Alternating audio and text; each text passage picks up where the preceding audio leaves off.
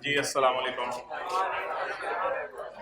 आपका इस कमरे में आना, उस कमरे में आना मुबारक करे अल्लाह।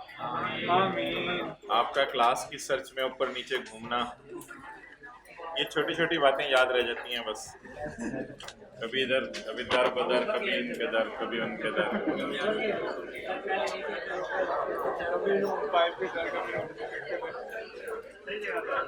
अच्छा भाई खामोश हो जाए प्लीज, सीए कराने दें। Page 175, page 175, question number 5। ये चुनमुन चुनमुन करता रहेगा साथ वाला, आप अपना पढ़ें। Question 5, following are the, page number 175, following are the summarised statements of balance sheet of Safavi, ये भी किसी खजूर का नाम है, एंड खुदरी, ये भी किसी खजूर का नाम है। एज एट 30 जून, साथ वाले को देख, एज एट 30 जून 2021। अच्छा पीपी भाई, उस क्लास से आवाजें आ रही हैं चुनमुन चुनमुन की। पीपी इंटेंजिबल एसेट्स, लो जी लुट मची हुई है। ये खुदरी है कोई, सफावी की बैलेंस शीट दी हुई है, खुदरी की बैलेंस शीट दी हुई है, और इन्वेस्टमेंट अंबरा में आ रही हैं। ठीक है जी, इन्वेस्टमेंट से अंबारा, ठीक है जी, अंबार। PP intangible investment, inventories, other current assets, share capital, share premium, retained earnings और लायबिलिटीज। साथ वाले पे रोप डाल रहे हैं, उसको बता के वर्किंग 3 में जाएगी, वर्किंग 2 में जाएगी, चपेड़ मारे बंदा। बड़ा कमाल किया है, हाथ दो भी। चलें जी, जर्नल एंट्री कर दें, जो है 1 मिनट, जर्नल एंट्री कर दें। पॉइंट 1, एक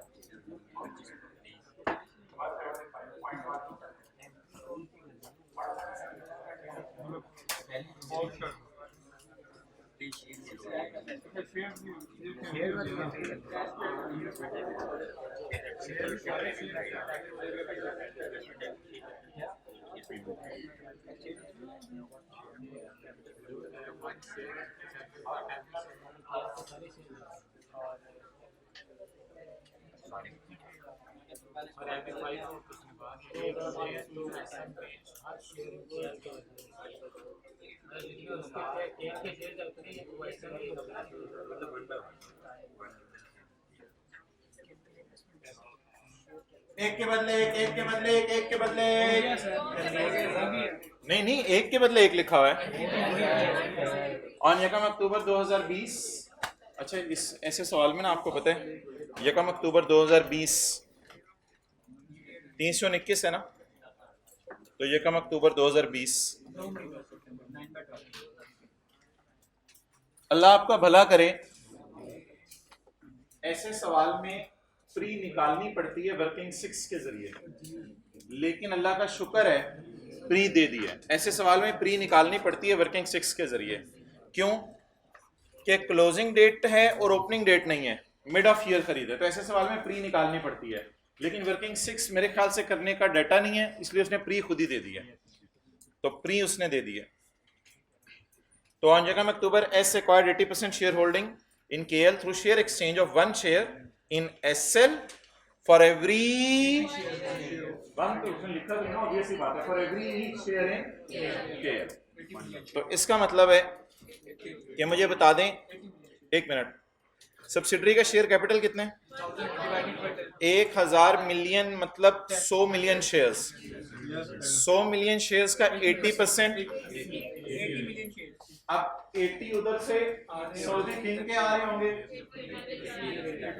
और हमारे जिस तरह तेजी से उसके आ रहे होंगे उसी तेजी से हमारे भी जा रहे होंगे, एक के बदले एक।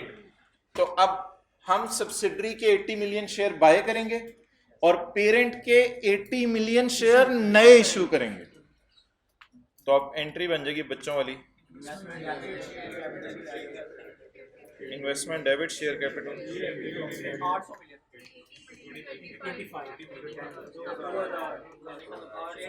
भाईजान ज्यादा कंसोलिडेशन चढ़ी हुई है तो थोड़ी सी आवाज ऐसा कर लें, मुझे भी बोलना है, मैंने भी फीस देनी है। और दीवानों की तरह पेपर में 8 इंटू 15 ना लग रही है कि यही काम करने पूरे पेपर में, जाहिर बैलेंसिंग आ जानी है 1200। ये एंट्री जरा देख लें हुई भी है या नहीं हुई भी। Share issue has not been recorded in the books, share issue किताबों में रिकॉर्ड नहीं हुआ। अच्छा एक बात सुने, असल में वर्किंग वन में जो इन्वेस्टमेंट्स जानी है ना, वो इन्वेस्टमेंट्स सवाल में अवेलेबल बैलेंस शीट के मुंह पे नहीं है। इसका मतलब है शायद सब्सिडरी को हमने इतने में ही खरीदा है और कोई सऊदी किंग को हमने चीज नहीं दी। सऊदी किंग आया, हमने कहा थोड़े से पैसे ले लो, थोड़े से शेयर ले लो, थोड़ी सी बिल्डिंग ले लो, उसने कहा मुझे बस शेयर दे दो, तो बस शेयर के ऊपर हमारी डील हो गई है। ये जनरल एंट्री हम किताबों में कर देंगे और ये कहां चली जाएगी, वर्किंग नंबर 1 में।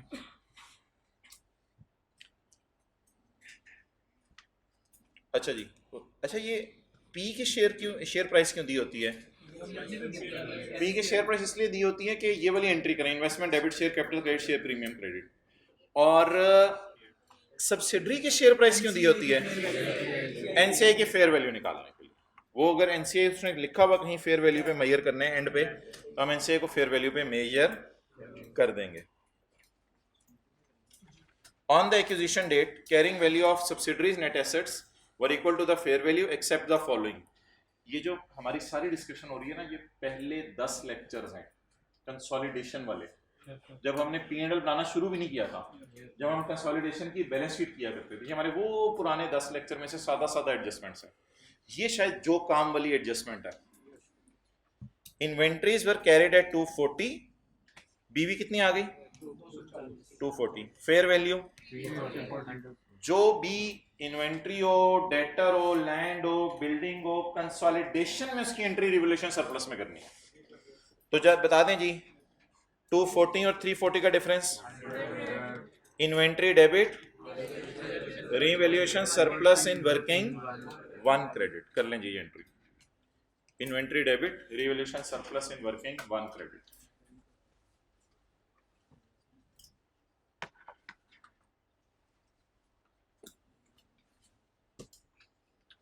अच्छा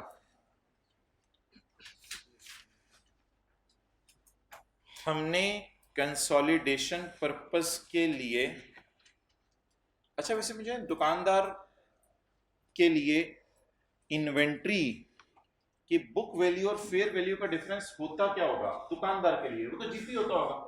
एक दुकानदार है, उसने ₹1,00,000 के मोबाइल खरीद के रख लिए हैं और 1,30,000 के उसके बेचने हैं। अब किताबों में कितने के पड़े हैं? लाख के। बेचने कितने के हैं? 1,30,000 के। कमाना कितने? ये 30,000। आम दुकानदार इसको जीपी कहते हैं। हम कंसोलिडेशन पर्पस के लिए इसको एक्विजिशन डेट पे इसका नाम रख लेते हैं surplus. Surplus surplus surplus book value और मार्केट वैल्यू का डिफरेंस। दुकानदार कोई कहे यार मैंने 1,00,000 का मोबाइल लिया है आईफोन और मैंने 1,30,000 का बेचना है, तो 1,00,000 कैरिंग अमाउंट होगी उसकी और 1,30,000 उसकी फेयर वैल्यू होगी।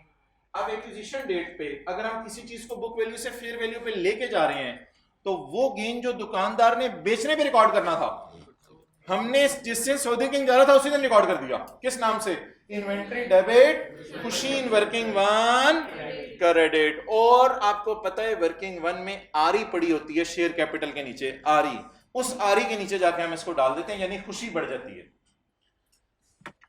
अब ये एंट्री जब हमने कर ली, इसमें से 60% स्टॉक ईयर एंड नहीं, अनसोल्ड नहीं है, इसमें से 60% स्टॉक सब्सिडरी ने ईयर एंड पर बेच दिया।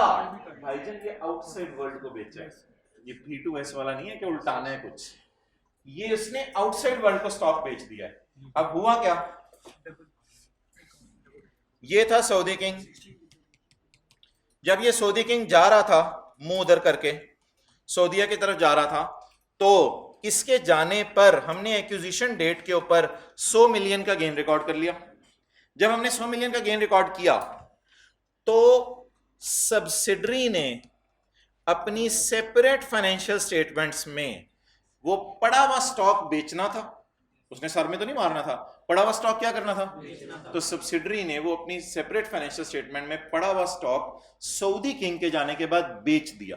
तो हमने सब्सिडरी को कहा, सब्सिडरी पुत्र पुत्र, जो काम बाप तेरा कर चुका है अगर वो बेटा दोबारा करे तो बाप को कुछ नहीं कहना, बाप तो बाप है, बाप को कुछ नहीं कहना, बेटे को कहना है बेटे जितना काम, पुत्र क्या क्या हुआ है, तूने क्या किया है, कहते 60% प्रॉफिट मैंने भी बुक कर लिया, 60% गुड्स का मतलब 60% प्रॉफिट, कहते 60% मैंने भी बुक कर लिया है, 60% of these were sold by subsidiary to outside world. हमें एतराज नहीं है आउटसाइड वर्ल्ड पे बेचने पे, इस बात में हमें एतराज नहीं है, by outside world during the year, and obviously S booked 60% profit, and obviously S booked 60% profit. जी पूछें। जितना प्रॉफिट टोटल था उसका तो 60% किया ना, मैंने माना जो गुड्स बेची हैं उसका सारा प्रॉफिट बुक किया, लेकिन जिस स्टॉक को हमने मार्केट वैल्यू पे लेके गए हैं उसमें से इसने 60% बेचा, तो उसका 60% प्रॉफिट इसने बुक किया ना। तो आप बता दें हम 60% को, अब्दुल्ला को उधर भेज दो अपनी जगह पे भाई, अभी 5-7 मिनट ऊपर ही रहो आप शहरियार, और आप अब्दुल्ला को अपनी जगह भेजो दानिश। आप बता दें हम जो प्रॉफिट एक्विजिशन डेट पे सरप्लस में जा चुका है और बुक हो चुका है उसको हम अपने एतबार से रिवर्स करें वर्किंग वन में जाके, या सब्सिडरी को कहें तुम जीपी रिवर्स करो, तो बता दें कितना जीपी रिवर्स करेंगे। बाकी 40% जीपी कब रिवर्स होगा, अगले साल जब सब्सिडरी इंशाल्लाह बेचेगी बाकी 40% भी ओके। हम मिसाल के तौर पे 100 चीजें थी, 100 चीजों की खुशी हमने बुक कर ली 1-1 मिलियन, 100 में से 60 उसने बेच दी, तो 60 पे उसने भी प्रॉफिट बुक कर लिया। उन 60 का उल्टा दें, बेटे के किए हुए काम को उल्टाना या बाप के किए हुए काम को? जी अब जरिए सरप्लस डेबिट करने की जरूरत नहीं, बना तो वही एंट्री उल्टी हो जाएगी। ये किसने प्रॉफिट बुक किया है? एसआरई डेबिट और इन्वेंट्री क्रेडिट। कितने से? जी पेरेंट से बिल्कुल नहीं आई ये चीज, पेरेंट से बिल्कुल नहीं आई। पेरेंट ने for the purpose of consolidation working one में जाके इस सरप्लस को बुक कर लिया, वो बोला मैं रिवर्स करवाना चाहता हूं, वो इसने बुक कर लिया, लेकिन वो एक्विजिशन डेट वाला था, वो इसलिए रिवर्स नहीं हो सकता कि उसकी बेस पे गुडविल निकलनी है, तो इसलिए वर्किंग वन को नहीं अब आपने छेड़ना। इंस्टेड ऑफ छेडिंग वर्किंग वन की बजाय, अच्छा एक जरा नोट करें बात, एक होता है ये share capital, sorry adjustment account, इसमें आपको पता है शेयर कैपिटल होता है, रिटेन्ड अर्निंग होती हैं, और एक होता है एसआरई, क्लोजिंग आरई फर्ज करें 700 है, ऐसे ही फर्ज करें प्री 200 है। अगर 200 में कोई चेंज लानी है ना आपने, तो वो यहां लाएंगे सरप्लस के नाम से, एसेट डेबिट सरप्लस क्रेडिट, तो वो 200 की चेंज आप यहां लाएंगे, बाद में ये क्या बचेगा, ये तो भाईजान 500 है। आज जरा फील करें एक चीज को, फील करें 700 माइनस 200, 500 ऐसा ही में पड़ा हुआ है, ये देर में है, वर्किंग वन वर्किंग टू, 700 माइनस 200, 500 इधर पड़ा हुआ है, 200 इधर पड़ा हुआ है। बता दें जी हमारी सब्सिडरी का प्रॉफिट 700, हमारी सब्सिडरी का प्रॉफिट 700 या आरई 700 में से ये प्री और ये पोस्ट, ये क्लोजिंग कैसे, क्लोजिंग और आरई लिखते हैं ना, तो कितने लोगों को आज ये ज्यादा बेहतर समझ आया? 700 माइनस 200 पोस्ट। What is closing? 700 में से 200 इधर ले गए, कितना बच गया? 500। तो असल में ये अकाउंट 500 शो कर रहा होता है ना, और ये 200। अब जिस दिन सऊदी किंग जा रहा था तो सऊदी किंग ने कहा यार ये इन्वेंट्री मेरे जाने के बाद तूने बेचनी है। हमने कहा हाँ बेचनी है। कहता तुम्हें फायदा आएगा। हमने कहा हाँ फायदा आएगा। कहते खरीदी तो मैंने भी है, खरीदी मैंने, फायदा तुम कमाओ, इसका फायदा मुझे दो। तो हम यहां लाके उसका फायदा बुक कर लेंगे। Inventory debit, surplus in working 100 rupees है ना, 100 रुपीज से क्रेडिट। और उसके जाने के बाद ये जो प्रॉफिट है हम खुद कमाएंगे अपनी मेहनत करके, दिन रात एक करके, ये प्रॉफिट हम खुद कमाएंगे उसके जाने के बाद। इस प्रॉफिट में हम दोबारा प्रॉफिट बुक करेंगे। वाई? क्योंकि हमने अपनी सेपरेट फाइनेंशियल स्टेटमेंट में IAS 2 में पढ़ा हुआ है, स्टॉक कॉस्ट पे पढ़ा रहता है, वो नहीं जाता आसमानों के ऊपर। तो हमारी सेपरेट फाइनेंशियल स्टेटमेंट में स्टॉक कॉस्ट पे पड़ा होगा, उसके जाने के बाद कितना बेचा 60, और कितना स्टिल पड़ा रह गया वो फिर कभी हम बेच देंगे। तो फिलहाल सऊदी किंग के जाने के बाद हमने कितने परसेंट पे प्रॉफिट बुक कर लिया? 60%। तो 60% वाला प्रॉफिट उल्टा दें। बहरहाल ये बात तो जितनी मर्जी फैला लें। तो किस पे? 60 हमने तो रिकॉर्ड किया हुआ कर लिया ना, क्योंकि बाप ने रिकॉर्ड कर लिया हुआ था, बाप का रिकॉर्ड करना काफी है। हमने सेपरेट फाइनेंशियल स्टेटमेंट में अर्न किया है, बस हमारी सेपरेट फाइनेंशियल स्टेटमेंट में अर्निंग काफी है। मैं तो अब कंसोलिडेशन कर रहा हूँ, तो कंसोलिडेशन पर्पस में किसी चीज का प्रॉफिट 2 दफा बुक होना चाहिए या 1 दफा? जो मर्जी कर ले वो। फिर हमने वर्किंग 1 में बुक कर लिया हो। Okay, still if you have confusion, class के बाद मैं बैठ जाता हूँ, इस एडजस्टमेंट के ऊपर ऐसे लिख के ले आए। चलें आगे, चलें जी, हो गया, ये पोस्ट हो गया, चलें जी डन। तो असूल क्या बताया था? इजी मार्क्स पेपर में लेने हैं पहले। ये मार्क्स अल्हम्दुलिल्लाह सारे ले लेंगे, इसमें मुझे खतरा नहीं है, क्योंकि ये बीवी और फेयर वैल्यू का डिफरेंस है। ये मार्क्स सारे ले लेंगे। मसला किन मार्क्स का है? मसला इनका है जिसको उल्टाना है। उल्टाना कितना है? जितना। अच्छा, अब मेरा आपसे एक सवाल है, ये आपने नोट कर लिया? It is sold by S to outside world and obviously S books booked is 100 million का 60% इसने बुक कर लिया। ये जीपी परसेंटेज नहीं दी हुई, ये है 100 में से 60 चीजें उसने बेच दी हैं। अच्छा, अगर ऐसे लिखा होता, अगर ऐसे लिखा होता तो क्या आप करते? 40% is still unsold on 30 जून 21। फिर क्या करते हैं? बिल्कुल इसके दरमियान में स्लैश डालने लगा। फिर भी यही करते, क्योंकि 40% बेचारी सब्सिडरी नहीं बेच सकी, तो कितना बेच दिया तो कितने का प्रॉफिट बुक कर लिया। फिर तो मसले। उसी तरह सेम ये एडजस्टमेंट पेपर में येलो से भी चेक हो सकती है, और ये एडजस्टमेंट पेपर में स्काई ब्लू वाली अंग्रेजी से भी चेक हो सकती है। दोनों का जवाब विल बी सेम। नोट करेंगे, 40% is still unsold on 30 June 21। It has same meaning।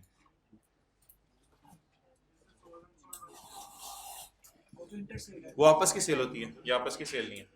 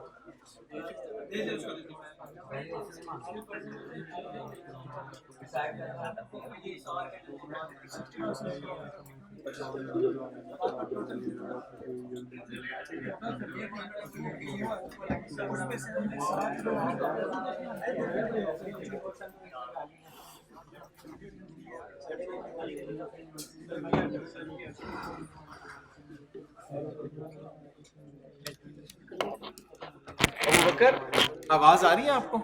ये माइक तो लगा नहीं था।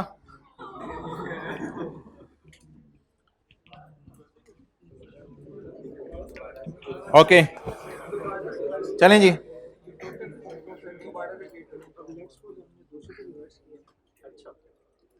So the thing is very simple। कोई चीज़ें पड़ी हुई थी सब्सिडरी के स्टॉक में, मैं आखिरी दफ़ा बोल रहा हूँ, कोई चीज़ें पड़ी थी सब्सिडरी के स्टॉक में, सऊदी किंग जा रहा था, सऊदी किंग ने कहा इन्हें बीवी से फेयर वैल्यू पे ले जाओ। हम बुक वैल्यू से कहाँ ले गए? फेयर वैल्यू पे। जब बीवी से फेयर वैल्यू के ऊपर ले गए तो एक्विजिशन डेट पे गेन रिकॉर्ड हो गया, पहली बात खत्म हो गई। जब सऊदी किंग चला गया तो सब्सिडरी की जो आदत थी अपनी चीज़ें बेचना बाहर की दुनिया को, वो उसने बेचनी शुरू कर दी। तो सब्सिडरी को हमने कहा यार वो प्रॉफिट हमने खुद बुक कर लिया है, तो तुम ऐसा करो ना बुक करो। सब्सिडरी ने कहा भी मैंने सारी तो बेची नहीं, बस मैंने कुछ उसमें से 100 में से कुछ 50-60 तकरीबन, चलो 60 कर लो, 60 चीज़ें बेची हैं। हमने कहा यार उस पर ना प्रॉफिट उल्टा लो क्योंकि हम रिकॉर्ड कर चुके हैं, इससे ज़्यादा आप और क्या चाहते हैं। अगला पॉइंट पढ़ें जी। लेकिन इसमें मेरा एक सवाल ज़रूर है कि P&L के एंगल से इसको कैसे टेकअप करेंगे? P&L के एंगल से, P&L के एंगल से ना ये तो बैलेंस शीट टाइप एडजस्टमेंट है। ऐड 16, क्योंकि आपने प्रॉफिट उल्टाना है ना, add 16 cost of sale and working 5 में 60 रुपए को डेबिट साइड पे लिखेंगे। It is how it this adjustment will be done in the question of P&L। Profit उल्टाने का क्या तरीका है? कॉस्ट ऑफ सेल डेबिट कर लो। क्या चीज? नहीं, ये तो अदर इनकम है ही नहीं, ये तो जीपी टाइप चीजें हैं, sale cost of sale GP. चलें जी, अल्हम्दुलिल्लाह ये सवाल तो खत्म हुआ। इस सवाल में आगे कुछ भी नहीं है, बेजान सी एडजस्टमेंट्स हैं, पढ़ लें आप, आगे सारे इजी मार्क्स हैं। एक लैंड है जिसकी नील वैल्यू है and at a fair value of 50 million. किस डेट पे? लैंड एट एक्विजिशन डेट पे। The land was allotted unconditionally to KL। Land unconditionally KL को दी गई है, यानी हुकूमत ने कोई कंडीशन नहीं लगाई। By the government free of cost. ये कौन सा स्टैंडर्ड था? फ्री में दी गई है, IAS 20 in 2018 when it's fair value was 40 million. चलें जी, सबर, ये 2018 है, हमारा साल कौन से?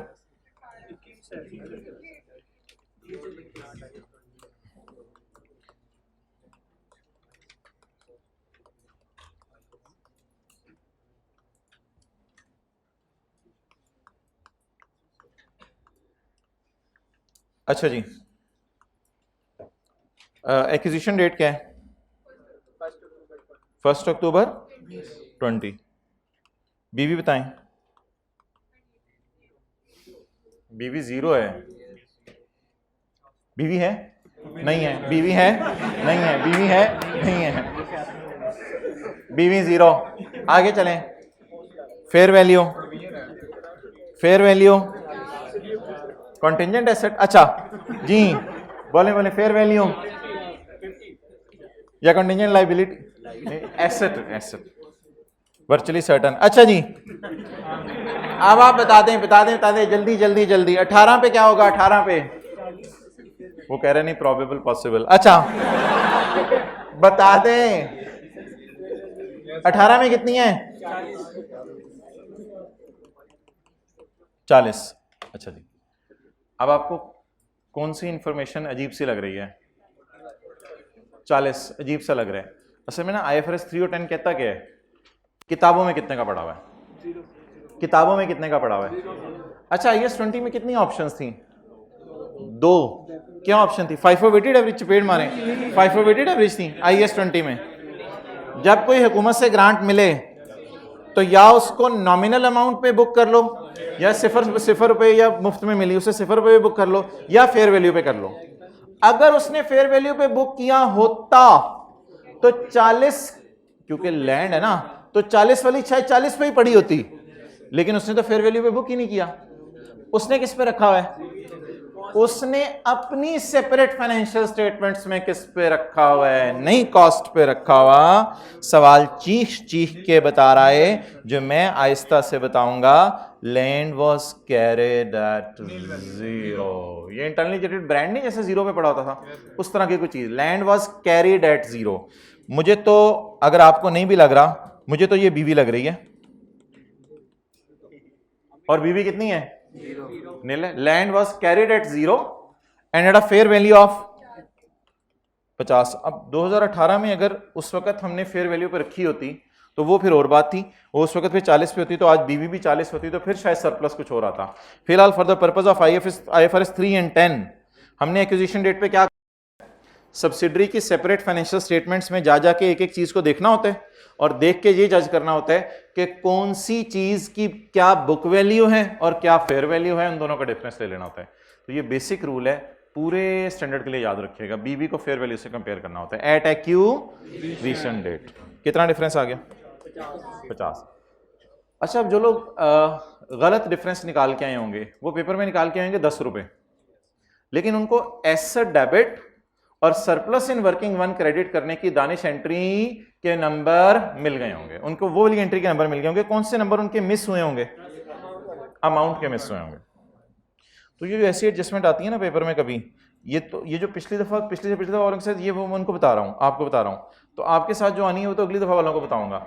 आपके भी सवाल में जो 5-7 एडजस्टमेंट आएंगी ना, उसमें 1-2 में आपको तुक्के ही मारने पड़ेंगे, लेकिन मारिएगा जरूर कुछ ना कुछ तुक्का, ठीक है।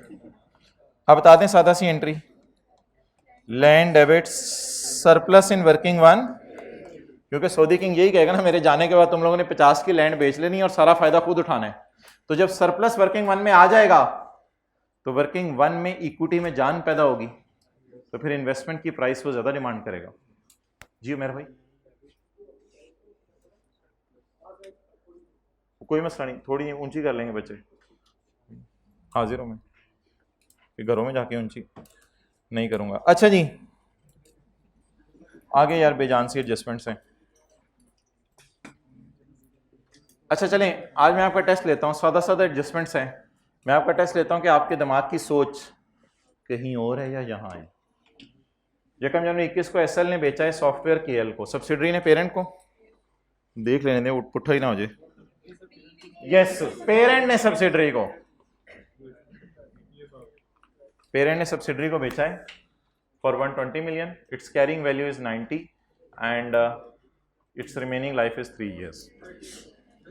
चल सोच लें कुछ, सोच लिया, सब कुछ सोच लिया। चलिए अब मैं ज़बानी बताऊंगा। S to P, P to S, पहली बात खत्म। What is gain?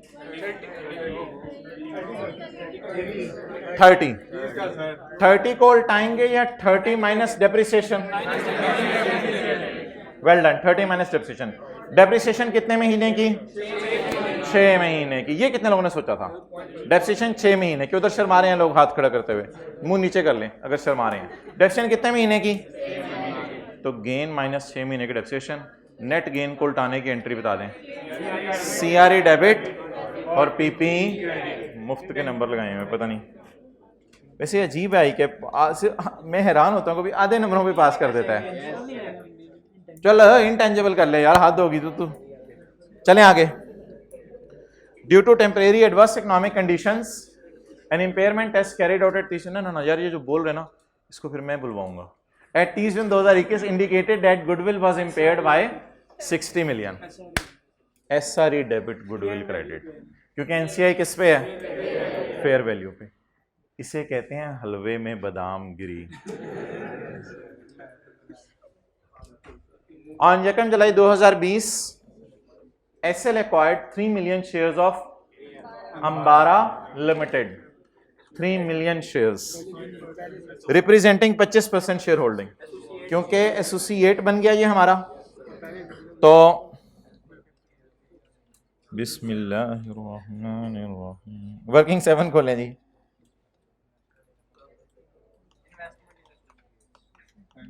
Investment in बबलो, investment in associate, cost 3 million shares.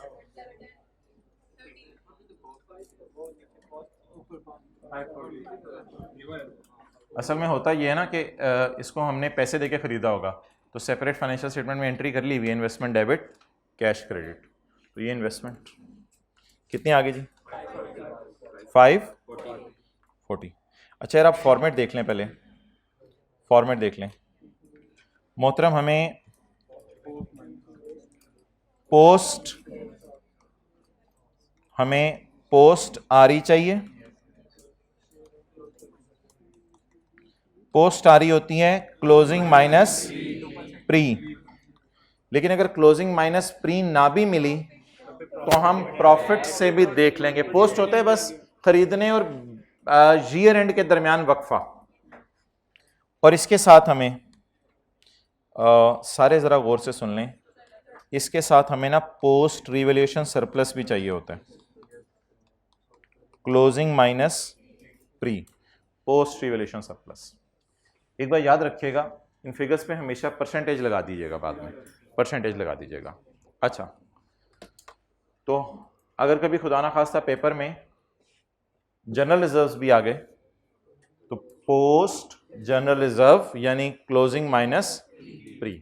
अच्छा, वर्किंग 7 आपने हमेशा ना इस एंगल से सोचनी है कि अगर 6 साल से हमने खरीदा हुआ इसको तो क्लोजिंग माइनस प्री 6 साल की, अगर 6 साल से खरीदा हुआ इसको क्लोजिंग माइनस प्री 6 साल की पोस्ट आ जाएगी।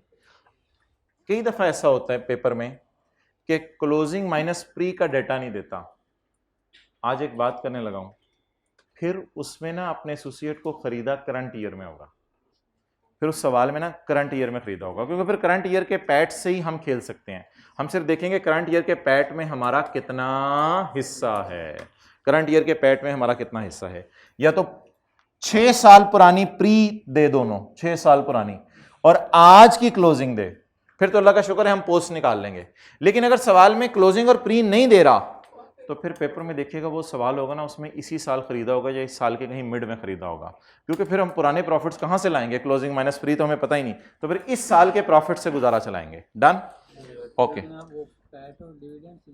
वो अलग बात है, वो अलग बात है कि जब यहां पैट आता है तो मैंने बताया था यहां माइनस डिविडेंड करना होता है, वो अलग बात है, वो बात अपनी जगह है।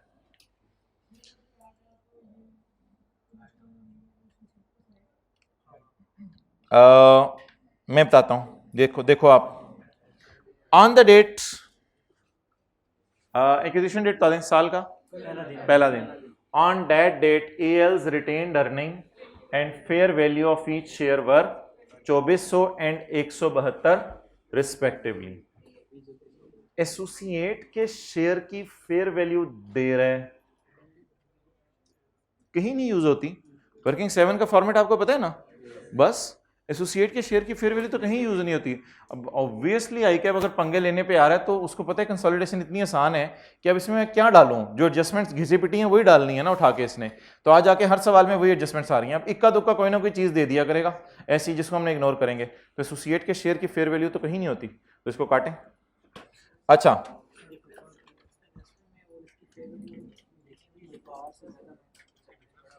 कुछ बच्चे कह रहे हैं कि हमने 3 मिलियन शेयर्स को मल्टीप्लाई किया है 172 से। ये क्या है, on the AL retained earning and AL's fair value of each share was ₹172। तो 3 मिलियन को जरा 172 में से मल्टीप्लाई करो, 516। तो ये कह रहे हैं हमने 516 में शायद अंबरा को खरीदा है। बिल्कुल ऐसी बात नहीं है। जब सवाल का मुंह बता रहे कि आपने 540 में अंबरा को खरीदा है तो आपने इतने में ही खरीदा है। और मैंने आपको कई दफा बताया था कि शेयर जरूरी नहीं आपको फेयर वैल्यू के ऊपर बाजार में मिले। अगर आपने किसी कंपनी के एकदम 25% शेयर खरीदने हो तो फिर आप किसी एक ही बंदे को पकड़ते हैं, वो शेयर होल्डर ज्यादा के पास आप जाके नहीं ले सकते, किसी एक बंदे को आप पकड़ते हैं और पकड़ के उसे कहते हैं यार ये शेयर मुझे दे दे, तो वो फिर महंगे भी मिल जाते हैं। तो ये जबरदस्ती कोई चीजें टैली करने की कोशिश नहीं करनी। ओके, इन्वेस्टमेंट इन एसोसिएट के कॉन्टेक्स्ट में और हर कॉन्टेक्स्ट में जब भी आपको वो फेयर वैल्यू दे दे, अगर ये लफ्ज लिखा होता ना on 1 July SL acquired 3 million shares of अंबरा एट ₹172 ईच, अब समझ आ गई बात। फिर हम कितने के ऊपर इन्वेस्टमेंट रिकॉर्ड करते, और फिर शायद इन इन्वेस्टमेंट्स के साथ एट अंबरा ना लिखा होता, इन इन्वेस्टमेंट के साथ खाली इन्वेस्टमेंट का लफ्ज लिखा होता, फिर वो सवाल की थीम में शायद डिफरेंट होती। पहली बात ये होगी। दूसरी बात, क्लोजिंग आ रही गिवन है, कितनी है, नहीं गिवन। कौन सी आ रही गिवन है, एट एक्विजिशन डेट, लेकिन मुझे लग रहा है ये साल के पहले दिन की भी है, साल के पहले दिन की भी यही है और प्री भी यही है। Next, during the year AL reported a net loss of 280 million. AL ने नेट लॉस शो किया 280 का। आपकी मर्जी है, वर्किंग 6 करनी है कर लें, नहीं करनी ना करें, इट्स अप टू यू। आपकी मर्जी है, वर्किंग 6 करनी है कर लें, नहीं करनी ना करें। मुझे बता दें वर्किंग 6 में ये ओपनिंग आ रही है जो क्लोजिंग आ रही है? ओपनिंग आ रही है। अब अगर वर्किंग 6 में ये ओपनिंग आ रही है तो पेपर में अगर कोई इस तरफ निकल जाए कि मैं तो वर्किंग 6 खोलेगा, पी एस ए, सिर्फ ए का डाटा है, ओपनिंग आ रही 2400 और ना दरमियान में कभी सरप्लस ना डालना, क्लोजिंग आ रही, रिवैल्यूएशन सरप्लस अलग चीज होती है, इधर सिर्फ पैट और डिविडेंड आता है, आ रही के दरमियान में क्या आता है? सिर्फ पैट और डिविडेंड। जी क्लोजिंग आ रही नहीं गिवन, जी लॉस है प्रॉफिट है कितना? 280 2120। आपकी मर्जी है। अब अल्लाह का शुक्र है हमने खरीदा भी साल के पहले दिन है, तो क्लोजिंग माइनस ओपनिंग या क्लोजिंग माइनस प्री है same meaning. Closing minus pre करके परसेंटेज लगा दें, क्लोजिंग माइनस प्री करेंगे तो भी नेगेटिव 280 आ जाएगा, क्लोजिंग माइनस प्री कर लें तो भी यही आ रहा है, या डायरेक्ट लॉस को उठा के परसेंटेज लगा दें। लॉस क्यों? ये लॉस फॉर द ईयर है और मुझे खरीदे हुए 12 महीने हो गए, तो या मैं लॉस को उठा लूं, ये 12 महीने का लॉस पोस्ट लॉस है, ऐसा ही है ना, लॉस फॉर द ईयर होता है और हमने खरीदा साल के पहले दिन है, ये पोस्ट लॉस है या क्लोजिंग माइनस प्री। अच्छा फड्डा पता है कब होता? अच्छा सवाल तब बनता जब हमने इसको कई 1 अक्टूबर को खरीदा होता, फिर हम क्या करते? फिर आपको पता है वो पुराने तरीके से हम प्री निकाल लेते और क्लोजिंग माइनस प्री करके फिर हम चलते, क्लोजिंग माइनस प्री करके चलते। अभी हमें क्लोजिंग माइनस प्री करके चलने की जरूरत नहीं है। क्यों? क्लोजिंग माइनस प्री भी कर सकते हैं, लॉस पे भी लगा सकते हैं। क्लोजिंग माइनस प्री करें नेगेटिव 280 या डायरेक्ट, लेकिन इस पे परसेंटेज साथ साथ लगाते रहना, परसेंटेज साथ साथ लगाते रहना जी, 1 बाय 1 जी जी। अगर चलें कोई मसला नहीं यार, क्या जल्दी है हमें?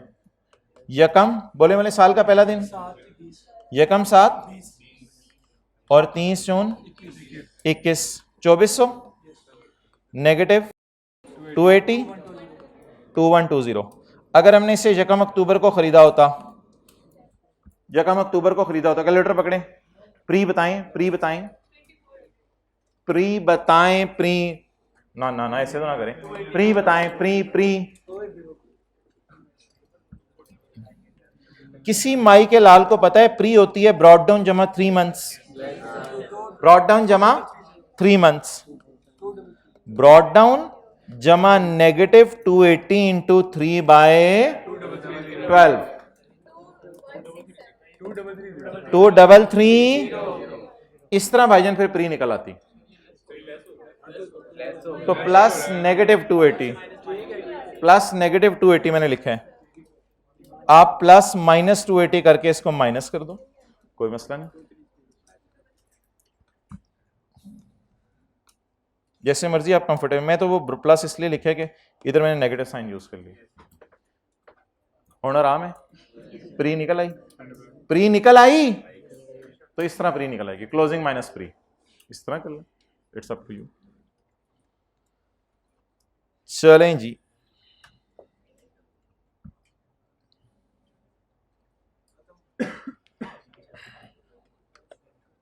अब क्या करूं भाईजान? क्लोजिंग माइनस प्री करूं या क्लोजिंग माइनस प्री किए बगैर? पोस्ट का मतलब है 12 महीने के प्रॉफिट, पोस्ट का क्या मतलब है? 12 महीने का प्रॉफिट है, 12 महीने का लॉस है, लॉस कितने? इंटू 25%, क्या आया? 70। मेरे ख्याल से दूसरी साइड पे लिख लें, it seems more good. Loss है या गेन है? नोट कर लें, पेपर में भी इसी तरह काट देंगे, कोई मसला नहीं, हम बड़ा पहले नीट कर रहे होते हैं। नहीं, मैं आपकी बात नहीं कर रहा होता, जो भी मैं बात कर रहा होता ना, आपकी नहीं कर रहा होता।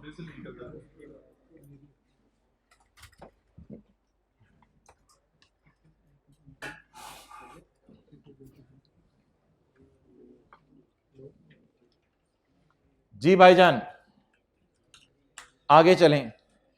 क्या हमारा एसोसिएट के अर्निंग्स में ही हिस्सा होगा या उसके सरप्लस में भी हिस्सा होगा? उसके सरप्लस में भी हिस्सा होगा। चलें, मुझे बताएं,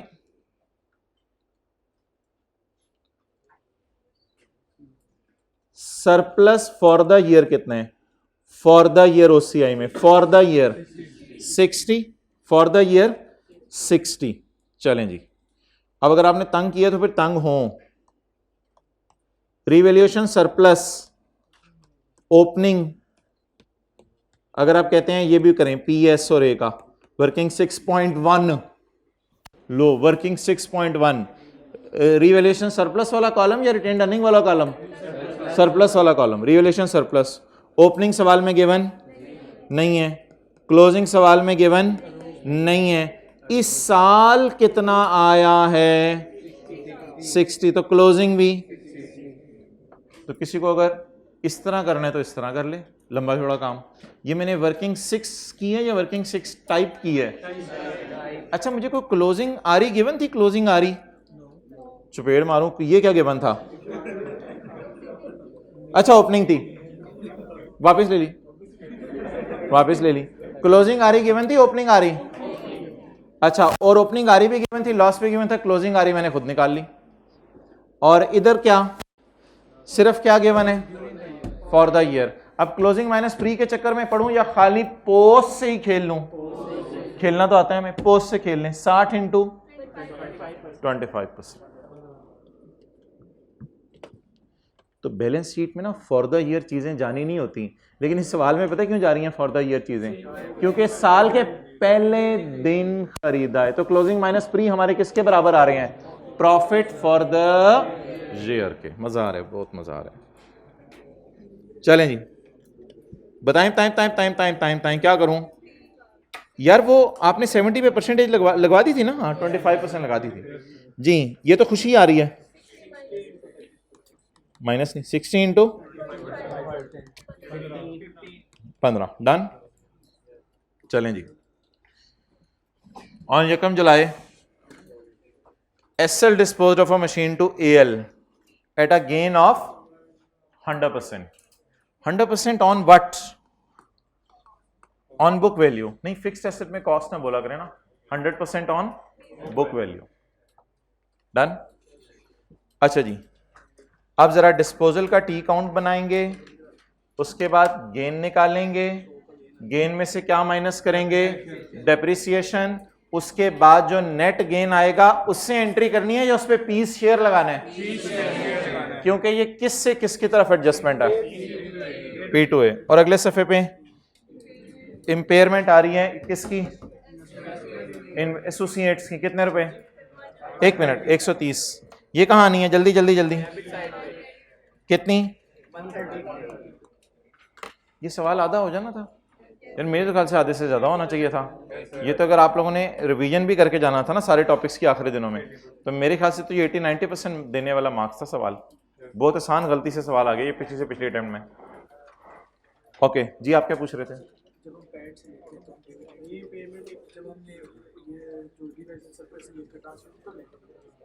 नहीं नहीं नहीं नहीं, अगर सवाल बता दे तो लेंगे, वरना नहीं हो रहा होगा ट्रांसफर, हो गया तो बताएगा। ओके, किसमें? अगर P&L मांगा होगा, बिल्कुल, अगर P&L मांगा होगा।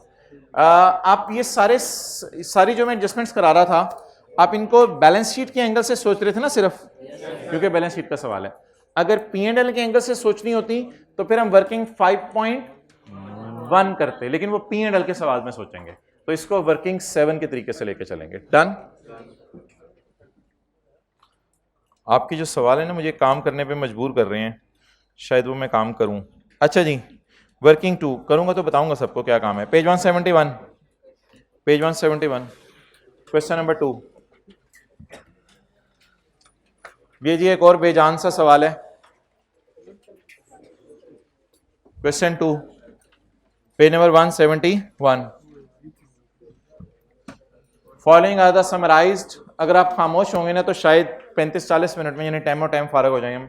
Following are the summarised balance sheet of pistachio limited, mint margarita limited and, इसमें जे साइलेंट होते हैं मेरे ख्याल से। अच्छा एलापिन as on 31 December 2019 parent subsidiary, मुझे क्या पता, पहले देखने तो दें किसने कितने किसके शेयर खरीदे। पेपर के अंदर पता चले ये पेरेंट निकल आए, ओ तरीक है, ओ ये पेरेंट्स ही। बाप तुम आखिर में पहुंचे हुए थे, बाप तुम्हारा तो लेवल होता था। तो इन्वेस्टमेंट इन एमएल, इन्वेस्टमेंट इन जेएल, चल ये साबित हो गया कि ये बाप है। इन्वेंटोरी, डेटर, कैश, यार ये फिगरों के भी नंबर होते हैं पेपर में, ये सही मजे हैं। आई गए लिट में चाहिए है।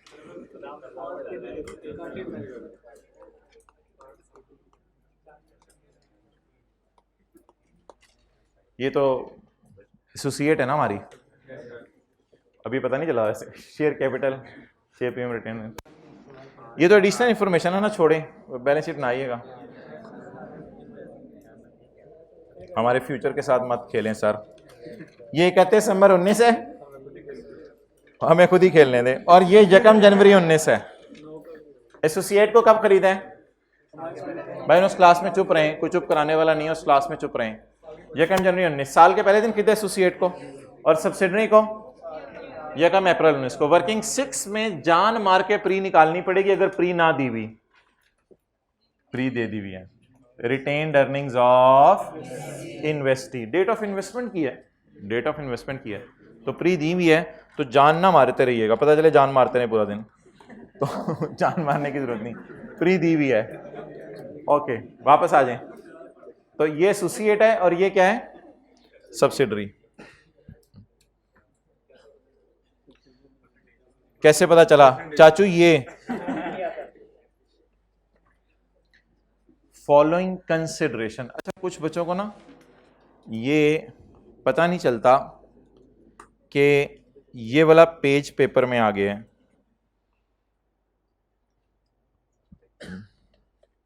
देखते रहे, निकल आएगा वो पेज। कुछ बच्चों को पता नहीं चलता कि पेपर में ये वाला पेज आ गया है, पेज नंबर 27। थोड़े से पैसे ले लो, थोड़े से शेयर ले लो, थोड़े से डिबेंचर ले लो, थोड़े से पैसे ले लेना 2-3-4 साल बाद, शेयर्स टू बी इशूड, थोड़े से शेयर ले लेना, अगर तुमने अच्छा परफॉर्म किया तो और पैसे दे दूंगा, थोड़ी सी बिल्डिंग ले लो, थोड़ी सी लैंड ले लो, और थोड़ी सी मेरी जान ले लो। अब भी अगर तुम्हें सब्सिडरी नहीं बेचनी तो सऊदी किंग आप जाएं, अल्लाह आपको बांग्लादेश ले जाए। अच्छा हाँ, कुछ बच्चों को पता नहीं चलता कि ये वाली एडजस्टमेंट टेस्ट हो रही हैं, तो ये ना कंसिडरेशन का एक लफ्ज बड़ा मेन है। या कई दफा ऐसा लिखा होगा, purchase price comprises, payment made to old owner comprises, the purchase consideration is made up of, इस किस्म के लफ्ज लिखे होंगे। यानी एक फीलिंग आ रही होगी कि आप किसी चीज को बाय कर रहे हैं, सब्सिडरी को क्या कर रहे हैं, वहां से पता चला करेगा ये एडजस्टमेंट है।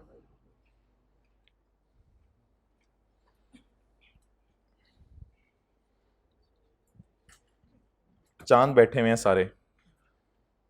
Point 2, the following consideration relating to acquisition of ML shares are still unrecorded. शुक्र है, कितना अच्छा एग्जामिनर है, अभी तक ये रिकॉर्ड नहीं हुई। Relating to acquisition of S, किससे? From Saudi king. Transfer of parent land, वैसे बताएं लैंड बेचने की एंट्री क्या होती है? वैसे लैंड बेचने की entry cash debit, land credit, gain loss credit. ये वो तो इंट्रो में FR1 में एंट्री पढ़ाई जाती है। इंट्रो ना ही बोला करें, पता नहीं पढ़ी हुई है नहीं। अच्छा तो ये वो एंट्री है। और लैंड आपको पता है कॉस्ट पे पड़ी होती है, ये बुक वैल्यू पे, और पैसे जो बेच के आते हैं वो फेयर वैल्यू पे होते हैं।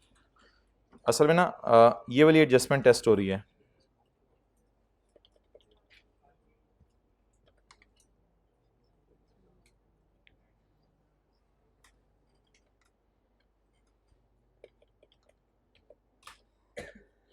ये वाली assets of P is given to Saudi acquisition of subsidiary, ये वाली एडजस्टमेंट टेस्ट हो रही है। पेरेंट ने अपने एसेट किसको दे दिए? सऊदी किंग को दे दिए।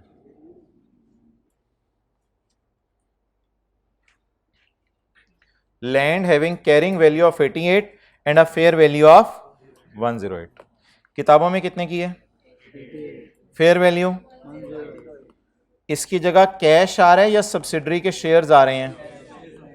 इन्वेस्टमेंट डेबिट करूं या शेयर्स डेबिट करूं? इन्वेस्टमेंट, और ये वर्किंग वन में चली जाएगी। और P&L बैलेंसिंग कितना? अच्छा आप बता दें, ये लैंड बेच के गेन आया है? बिल्कुल।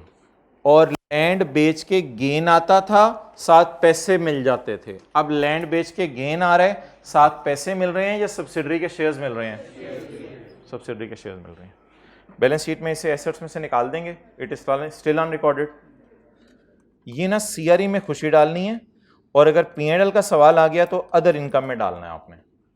ये जरा याद रख लें, P&L में खुशी डालनी है अदर इनकम के नाम से। ये किसको खुशी है? पेरेंट को। क्या हुआ? उसकी चीज महंगी बिकी अल्हम्दुलिल्लाह। 80 वाली चीज 188 वाली चीज 108 की बिक गई, इससे और क्या चाहिए हमें ज्यादा? तो ये खुशी डालनी है आपने। कहां डालनी है खुशी? बोलें अदर इनकम में। कहां पे? जब किसका सवाल आएगा? जब सवाल आएगा कंसोलिडेटेड स्टेटमेंट ऑफ, तो वहां आपने अदर इनकम में डालना है इसको।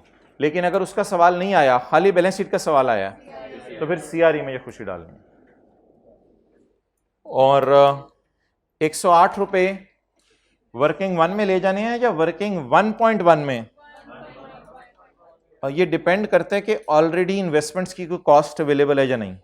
तो ऑलरेडी जरा नजर मार लें, इन्वेस्टमेंट्स की कोई कॉस्ट आ रही है?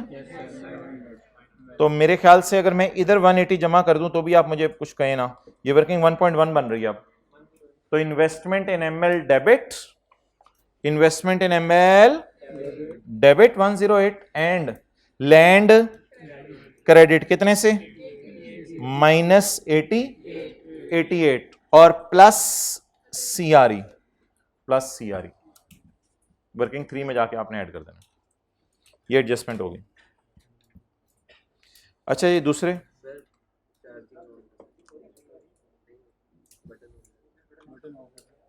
अच्छा ठीक है करता हूं।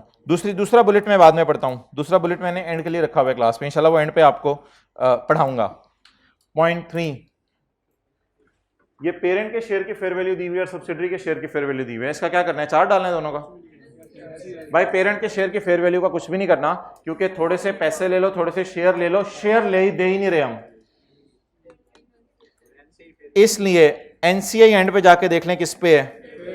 तो इसलिए सब्सिडरी के शेयर की फेयर वैल्यू को गले लगाएंगे। यार बच्चों वाली एडजस्टमेंट्स दे रहे हैं। सब्सिडरी का है ये, किस किस की है? एमएल और जेएल कौन है? अच्छा, ये सब्सिडरी की है और ये एसोसिएट की है। इसको गले लगाएंगे, और एसोसिएट के शेयर की फेयर वैल्यू आपने कुछ नहीं करनी, पिछले सवाल में भी दी हुई थी, इग्नोर। एसोसिएट की शेयर, हाँ अगर लिखा होता कि we bought the share at 16 per share, वो फिर और बात होती।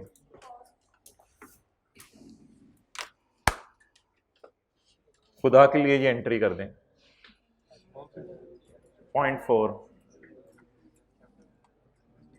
वरना मैंने अपना सर आपके सर में मारना है। खुदा के लिए ये एंट्री कर दें। 2 एंट्रीज बनेगी, जल्दी से कर दें।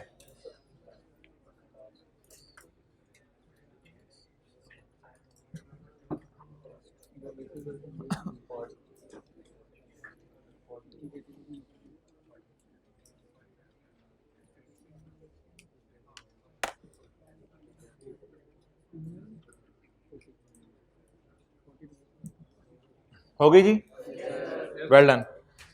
Eight the date of acquisition ML carrying value of ML at the acquisition of ML, जिससे हमने सब्सिडरी को खरीदा, the carrying value of ML net assets were equal to fair value except inventory which was carried at and had a fair value of 180। Entry बताएं भाईजान। Acquisition date वाली सारी चीजें working one में जाती हैं। Surplus in working 50, 20% of this inventory is still unsold, तो कितनी बेच दी? 80% पर 80% पर जीपी रिकॉर्ड हो गया, लिखें 80% पर जीपी रिकॉर्ड हो गया। वही एडजस्टमेंट जो भी किया है, इस पे 25 मिनट लग गए थे। 80% पर जीपी रिकॉर्ड हो गया है, 50 का 80% लेना बस 40। जीपी उल्टाना है या रिकॉर्ड करना है? उल्टाना है। वो चीज जो बाप रिकॉर्ड कर चुके एक्विजिशन डेट पर, वो फिर बेटे को दोबारा रिकॉर्ड नहीं करनी चाहिए।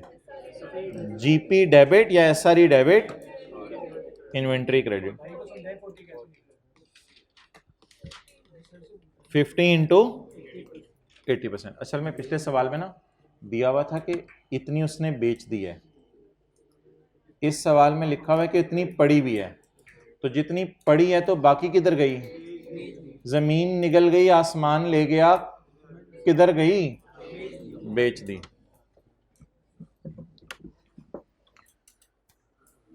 यकम जुलाई को एमएल ने मशीन बेची है, मैं नहीं पढ़ा रहा, VII। जेएल कौन है?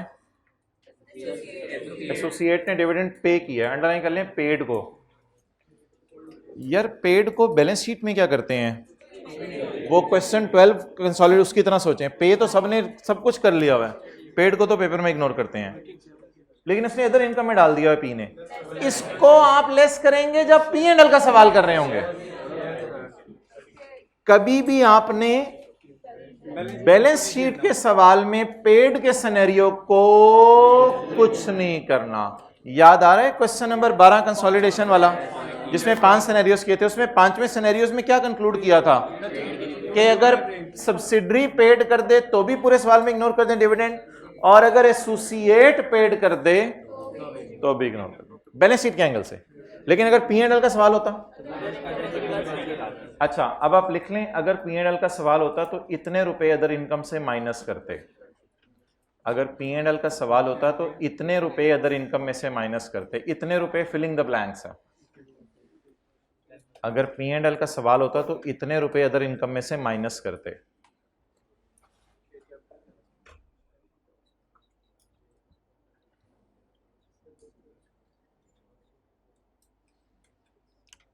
कितने रुपए?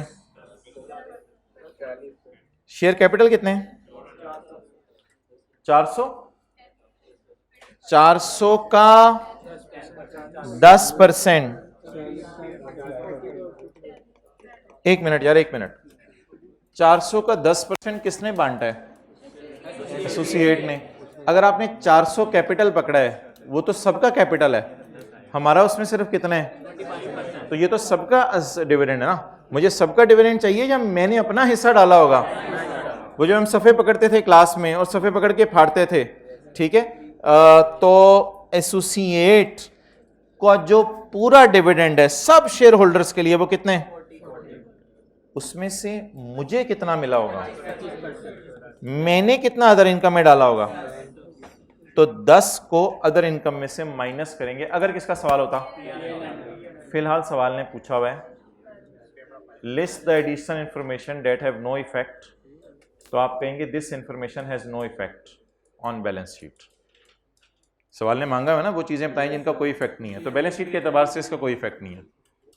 सिंपल लिख के आएंगे JL dividends will be ignored या will have no effect. During the year, PL made sales of 72 to JL at 20% above cost. 60% of these goods were still sold by them. समझ आ गई? अच्छा किसी एक दो से ये भी नहीं होनी अभी, चुप कर जाए। एसेट 31 दिसंबर 19, पेरेंट के डेटर में 8 मिलियन पड़े हैं फ्रॉम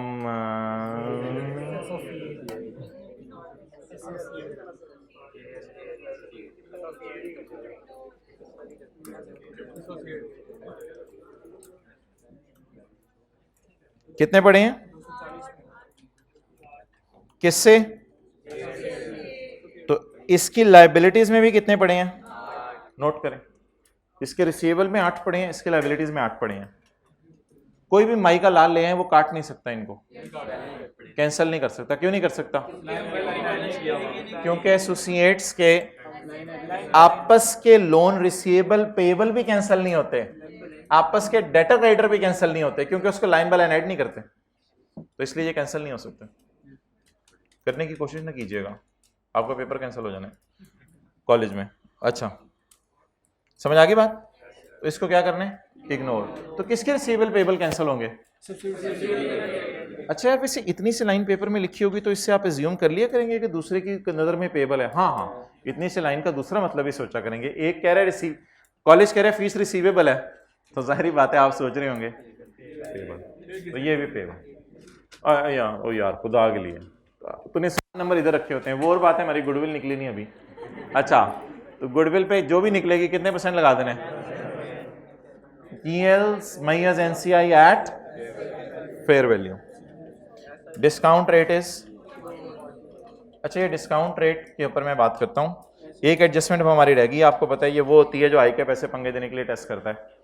आसान सी एडजस्टमेंट है, जरा आप इस एडजस्टमेंट को पढ़ लें और एक मैं सफा खोल के देता हूं तो ढूंढें उसमें से ये कौन सी वाली है। कराई हुई है ये,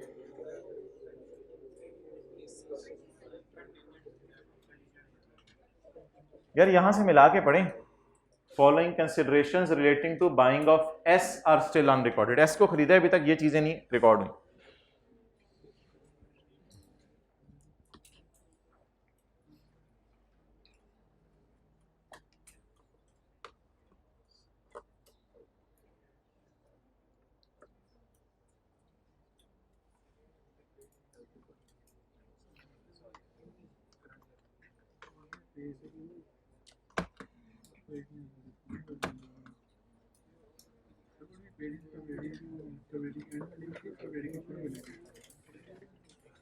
सबर,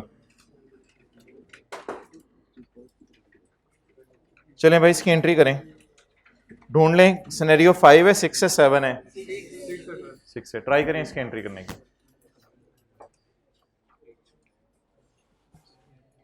क्या जो, अच्छा यार अब कंटिंजेंट लायबिलिटी और कंटिंजेंट कंसिडरेशन में फर्क आज बता दूं। कंटिंजेंट लायबिलिटी और कंटिंजेंट कंसिडरेशन में, इन दोनों में जमीन आसमान का फर्क है, इन दोनों का कंपैरिजन करने की जरूरत ही नहीं। इस तरह है कि जॉन को कंपेयर कर रहे हो मोहसिन से, कोई कंपैरिजन ही नहीं, मोहसिन का लेवल है एक, तो इसलिए कोई कंपैरिजन की तुक ही नहीं कि फुटबॉल के प्लेयर को आप कंपेयर कर रहे हो क्रिकेट के प्लेयर से, यार बड़े अच्छे छक्के मारते हैं, यार ये बड़े अच्छे गोल करते हैं पेड़। तो ये दोनों ना जमीन आसमान का फर्क है, इन दोनों को कंपेयर करने की जरूरत नहीं। ये टॉपिक ही अलग है। ये टॉपिक क्या है कि हमने सब्सिडरी खरीदी है, तो हमने सऊदी किंग को कहा है कि सऊदी किंग तू जा रहा है, अगर इसने अच्छा परफॉर्म किया तो शायद मैं तुझे कुछ पैसे दे दूं। It is contingent price payable, contingent price. और वो जो IAS 37 आप पढ़े हैं ना, वो तो आपको पता है कुछ और है। वो ये है कि आपके खिलाफ कोर्ट में केस हो गया और आपका लॉयर कह रहा है पैसे देने का चांस अभी कम है, वो तो और बात है। वो तो इन दोनों को कंपेयर ना करें, कंटिंजेंट लायबिलिटी और कंटिंजेंट कंसिडरेशन। तो इसलिए contingent consideration is payable to whom? Saudi king, and it will be confirmed by court or it will be confirmed by performance of subsidiary. That's why it is called as contingent, because it is dependent on performance of subsidiary. तो ये entry का जो portion हुआ करेगा ना, ये सबसे marks giving हुआ करेगा। अगर 1 2 3 4 आई के अपने 4 नंबर रखे हैं इसके, या आधा आधा आधा आधा नंबर रखा है, तो ये वाला 1 नंबर हर बंदा गेन कर लेगा, क्योंकि ये आसान सी एडजस्टमेंट हुआ करेगी। ये हुआ करेगी जिस दिन आपने रिकॉर्ड करनी है contingent liability at fair value. ये कंटिंजेंट है लेकिन स्टिल इसको रिकॉर्ड करेंगे, क्योंकि ये IAS 37 वाली कंटिंजेंट नहीं है। ये कौन सी वाली कंटिंजेंट है कि सऊदी किंग को मैंने पैसे देने हैं अगर सब्सिडरी ने अच्छा परफॉर्म किया। अब जरा पढ़ें, ये मैंने क्वेश्चन 19 आपको कराया था, लेकिन अब मैं खोल के दिखा नहीं रहा आपको, बहुत टाइम लग जाएगा। मैंने घर, आपने घर भी में cash of 115 million would be paid in February 2020। अगला साल, अगले साल कितना कैश देने? 115 मिलियन। किसको देने? लिखें, would be paid to Saudi king, would be paid. ये जी अच्छा ये बताएं, कंसिडरेशन के पैसे देने किसको हैं सब्सिडरी के खरीदने के? सऊदी किंग को ही देने ना। तो cash of 115 million would be paid to Saudi king if वाली चीज ना इसको कॉन्टिंजेंट बना देती है। अगर ऐसा हुआ, if subsidiaries net profit for the year 19 would increase by 20% as compared to, इस 20% को फेवर में कुछ नहीं करना, ये एक परफॉर्मेंस टारगेट है। इस तरह की कोई और बात भी कर सकता है। पेपर में आपके आए cash of 115 million would be paid if no employee leaves the organisation for the year. Cash of 115 million would be paid if we are able to obtain export quota from government. Condition मतलब लगानी है ना, कोई भी condition लगा दें। Saudi king को जाते हुए कहा यार तू देखें बड़ी जबरदस्त चीज मुझे देके जा रहा है, अगर इसने प्रॉफिट अच्छे दे दिए ना, मुझे पिछले साल प्रॉफिट थे 10 करोड़, अगर इस साल 12 करोड़ दे दिए ना, ऐसे ही बनेगा ना 20%, 10 12, हाँ 12 करोड़, अगर इस साल 12 करोड़ तक प्रॉफिट आ गए ना, तो तेरी तरफ देखी सऊदी किंग, मैं कैसे सऊदी अरब में धड़ाधड़ पैसे भेजूंगा। कितने पैसे भेजूंगा अगले साल? 115। यार इसकी अगर फेयर वैल्यू खुद दे देना तो फिर पीवी नहीं निकालनी। याद आ रही है ये बात कही थी? इसकी अगर फेयर वैल्यू खुद दे दे तो पीवी, असूली तौर पे तो ये पैसे 1 साल 2 महीने बाद देने हैं, असूली तौर पे तो ये पैसे 1 साल 2 महीने बाद देने हैं। 1 साल 2 महीने भी नहीं मेरे ख्याल से, ये कोई अप्रैल मई जून जुलाई अगस्त सितंबर अक्टूबर नवंबर दिसंबर 9 महीने 10 11 तकरीबन 11 महीने बाद ये पैसे देने हैं। असूली तौर पे इसकी शायद मैंने पीवी निकालनी होती, लेकिन पीवी मुझे निकालने की जरूरत क्यों नहीं पड़ेगी अगर इसकी fair value they they. Fair value of this liability was estimated at, ये वाले इजी मार्क्स पहले गेन करें, आगे मत पढ़ें। एंट्री बताएं जी।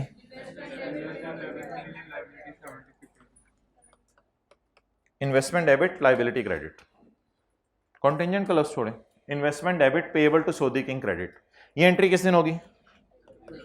यकम अप्रैल, नहीं यकम अप्रैल एक्विजिशन डेट पे होगी, एक्विजिशन डेट पे होगी। ठीक है जी। इस दिन मैं क्या सोच रहा हूं, सऊदी किंग को कितने देने हैं? 70। नोट कर लें, यकम अप्रैल 19 की डेट डाल के। Investment debit, contingent liability credit. Year and पे आपने इसको रीअसेस किया करना है, और रीअसेस करके अगर लायबिलिटी कम करनी हुई तो खुश हो जाइएगा, अगर लायबिलिटी बढ़ानी हुई तो गम रिकॉर्ड कर लीजिएगा। डन। ईयर एंड पे अगर लायबिलिटी बढ़ानी हुई तो गम रिकॉर्ड कर लीजिएगा, लायबिलिटी कम हो गई तो, ऐसे ही होता है ना, बोझ कम हो जाए तो खुश होते हैं हम, और बोझ बढ़ जाए तो गमगीन होते हैं। Fair value of this consideration was 80 at year end. The set target has been achieved. Set target achieve हो गया। आप बताएं मैं किस दिन खड़ा हूं? 31 दिसंबर 2000। भाईजान टारगेट अब मीट हो गया है। अब मुझे बता दें, ये 70 तो कोई पीवी टाइप चीज थी, उसकी पीवी मैंने डिस्काउंट रेट लेके क्यों नहीं निकाली? क्यों क्यों क्यों क्यों? क्योंकि फेयर वैल्यू गिवन थी। अब आप मुझे बता दें, मैं कोई अनवाइंडिंग ऑफ डिस्काउंट करूं, या डिस्काउंट से मैं खेलना ही नहीं चाह रहा? वो सवाल वाला मुझे खिलवा नहीं रहा। क्यों नहीं खिलवा रहा? या तो मुझे कहता कि 70 नहीं देता और कहता पीवीज निकालो, वो तो मैं पीवीज निकालता इसकी, अभी तो मैं पीवीज निकाली नहीं, तो पीवी से खेलने की जरूरत ही नहीं। अब मुझे बता दें फरवरी में कितने पैसे मैंने देने हैं? 115। क्या ये कंफर्म हो गया मैंने 115 देने हैं? 70 पे लायबिलिटी क्यों बुक की थी? ऑब्वियसली साल का गैप था ना, कोई 10-11 महीने का गैप था, इसलिए 70 पे लायबिलिटी बुक कर ली थी। अब मुझे बता दें 70 पे लायबिलिटी बुक की हुई है, पे करने के टाइम पे मैंने कितनी पे करनी है?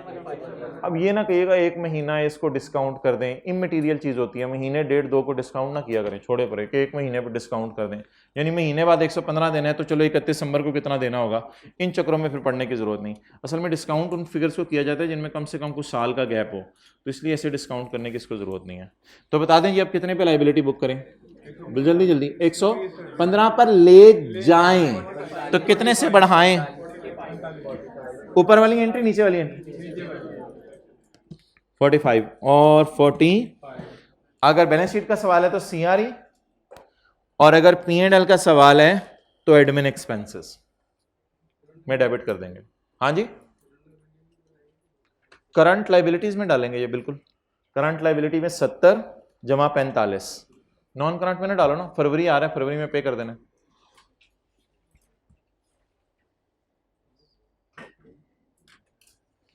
भाई वो सफे बांटो।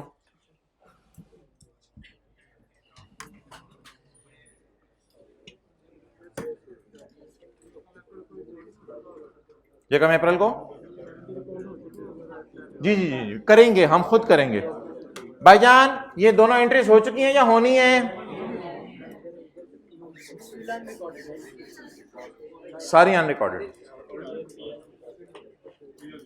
अच्छा यार, ये सारी तो डिस्कशन तब है जब अभी हमने सवाल किए हैं, लेकिन अभी आपने अगस्त में भी टाइम लगाना है, सितंबर में एक दिन पेपर से पहले भी देख के जाना है, तो ये सवाल हो जाया करेगा कुछ 70% पेपर में। बोलें P2S S2P मशीन की एक तो एडजस्टमेंट आ जाइए, एक दो इंपेयरमेंट लॉस की एडजस्टमेंट आ जाती है, एक तो कोई गुडविल का उसके आ जाता है, दूसरा कोई प्री वाली रिटेन अर्निंग निकालने की आपको आदत होगी है। ये जो सऊदी किंग को पेमेंट्स हैं, इसमें शायद ट्रांजैक्शन का कोई दूसरा एंगल आता है ना, उसमें हम परेशान हो जाते हैं। पहला पोर्शन 70 रुपए या इस किस्म की वो भी ठीक कर लेते हैं, तो इसलिए there is no need to get worried.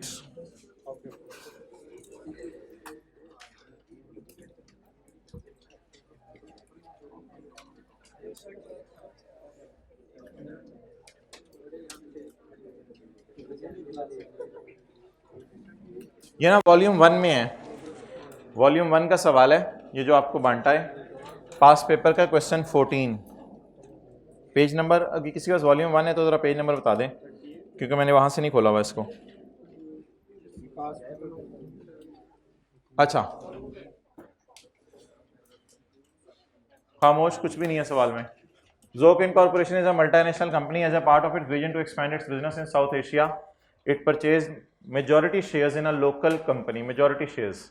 तो Zoc हो गया पेरेंट और मोमिन क्या हो गई? सब्सिडरी। भाई मार्कर, Zoc हो गया पेरेंट और ये हो गई सब्सिडरी। डेट ऑफ एक्विजिशन बता दें जी, जनवरी 1। सब्सिडरी के कितने शेयर खरीदे हैं? ये किसका शेयर कैपिटल है? ना ना ना, इसको, ये बात आपने सही किया है, इसको ₹500 मिलियन कर लें, आखिर से 6 सिफर उड़ा दें। सब्सिडरी का शेयर कैपिटल, इसका मतलब है 50 मिलियन शेयर्स ऑफ ₹10 ईच। और सवाल बेजान सा है, जरा डिफरेंट तरीके का, इसलिए मैं आपको करा रहा हूं। अच्छा, परचेज प्राइस, असल में ना ये सऊदी किंग को दिए आपने पैसे। परचेज प्राइस किसको पे की होगी जरा बताएं? परचेज प्राइस शेयर्स की किसको पे की होगी? सऊदी किंग को। तो सऊदी किंग को जो पेमेंट है वो मुझे बता दें, 50 मिलियन शेयर खरीदे हैं या 50 मिलियन उसके टोटल शेयर हैं? उन 50 का कितना खरीदा है? 50 का 90, 45 मिलियन शेयर्स मैंने खरीदे हैं 30 रुपए के एतबार से। 13, ये एडजस्टमेंट अकाउंट में इन्वेस्टमेंट आ जाएगी 1350। Done. Price paid, purchase price paid obviously to Saudi king per share. Net assets of Momin limited as per 2006 की फाइनेंशियल स्टेटमेंट्स, 31/12/6 की फाइनेंशियल स्टेटमेंट्स है, ठीक है ना? सही है, सही है, शुक्र है। Net assets of Momin limited and fair value of net assets other than intangible of Momin limited.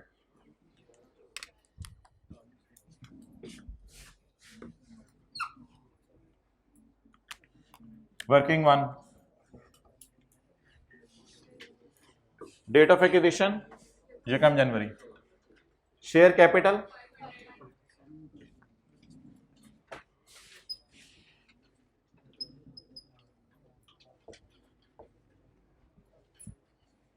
आपको याद है सब्सिडरी की बैलेंस शीट से पूरा शेयर कैपिटल उठाते हैं, बाद में इधर एनसीए को उसका हिस्सा दे देते हैं। सऊदी किंग को कितने पैसे दिए? 1350। सबर में नोट करने का टाइम कर देता हूं।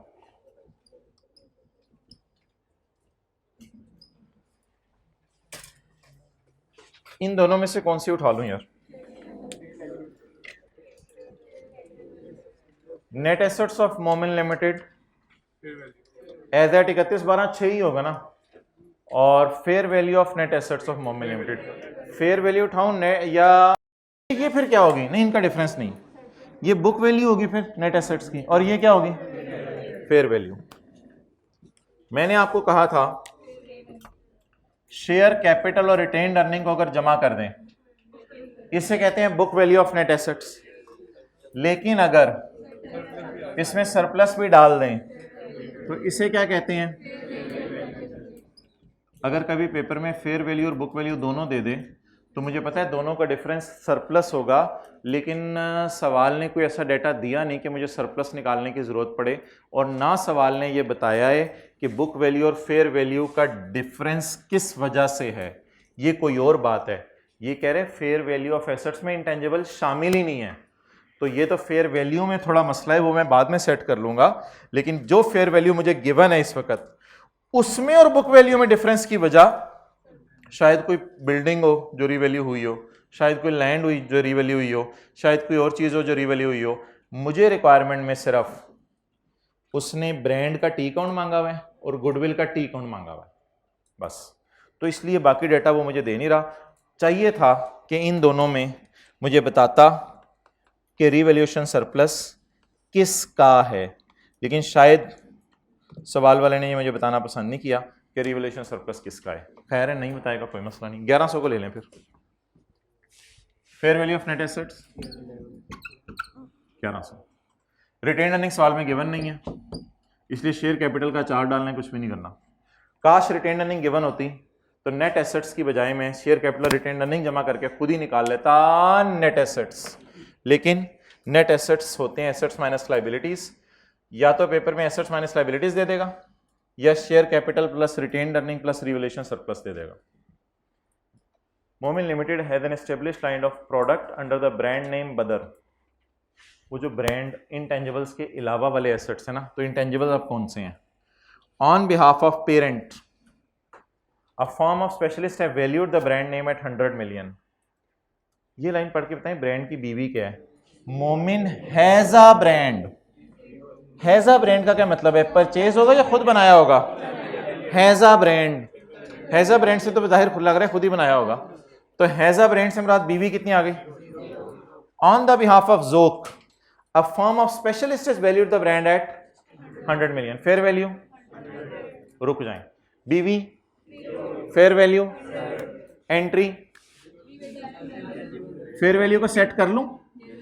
फेयर वैल्यू में इंटेंजिबल्स नहीं ना डाले हुए, उसने डालने चाहिए थे। फेयर वैल्यू को सेट कर लूं, एंट्री बताएं, brand debit revaluation surplus in working 1 credit. ये मेरे क्या आ गया? ब्रांड का।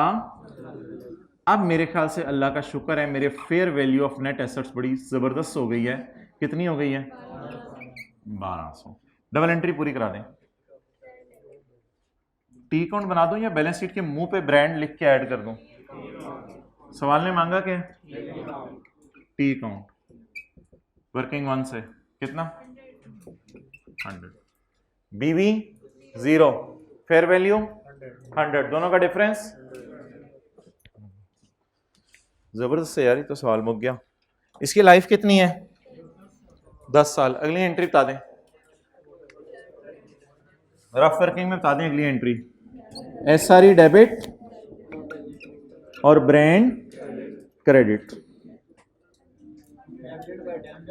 100 divided by 10 is equal to 10। ये तो एसआरई में जानी है एंट्री या वर्किंग 1 में? लेकिन ब्रांड अकाउंट में तो जाएगी ना। अमोर्टाइजेशन 10। अच्छा, मुझे लग रहा है ये आप कंसोलिडेटेड बैलेंस शीट का मुंह बना रहे हैं। पता नहीं आपको क्या लग रहा है, मुझे लग रहा है कंसोलिडेटेड बैलेंस शीट का मुंह बना रहे हैं। 100 माइनस 10, लेकिन किस फॉर्म में, टी काउंट फॉर्म में या प्लस माइनस में? हम तो ऐसे करने की आदत है हमें, लेकिन ऐसे कर रहे हैं हम क्योंकि सवाल में लेजर अकाउंट मांगा है। It is expected at benefits will spread equally. ठीक है जी, खत्म हो गया यार सवाल।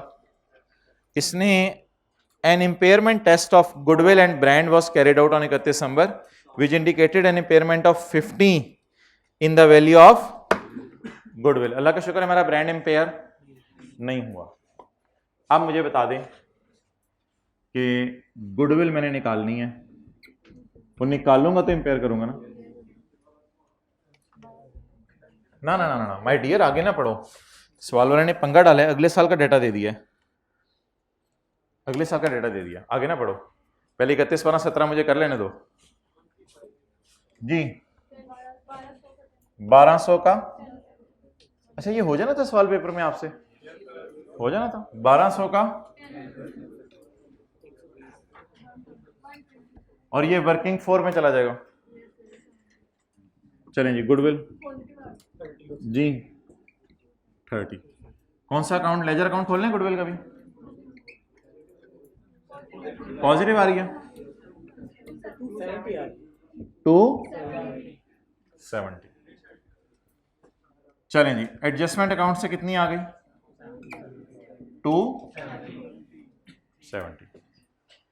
अब बता दें जी, पहले साल मेरा ब्रांड इंपेयर नहीं हुआ,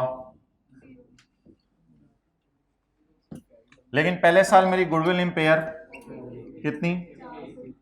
50। कैरी डाउन, कैरी डाउन 90 जी, 90 बिल्कुल, 90 कहते हैं उसके अंग्रेज।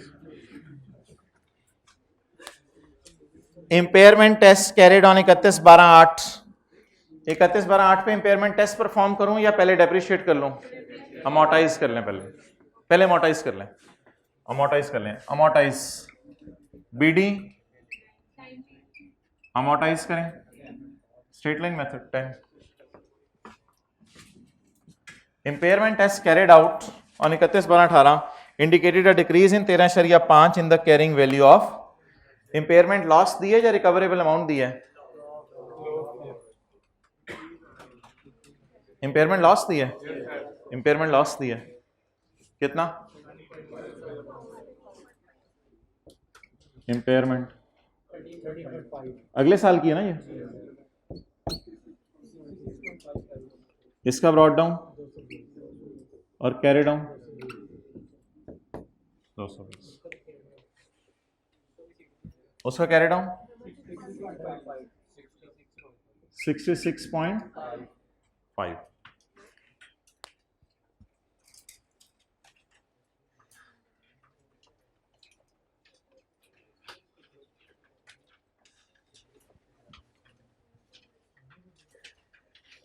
हो जाना था ये सवाल में से पेपर में, आधा आधा हो जाना था, आधा आधा आधा आधा भी नहीं होना था बबलू तेरे से। 16 आ जाने थे, 16 मार्क्स तो गलत है, पता नहीं किस जमाने का ये सवाल है। अब इस तरह के सवाल तो पूरा कंसोलिडेशन का आता है 16 नंबर का, पता नहीं कहते हैं पहले सी आसान। अच्छा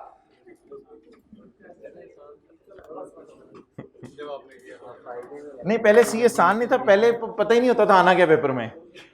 अब तो बैलेंस शीटें बनी होती हैं, वहां से फिगरें उठानी होती हैं, डालनी होती हैं। पहले तो इस तरह के सवाल आए होते थे, कभी इस तरह का, अगली दफा कोई दूसरे कुछ इस तरह।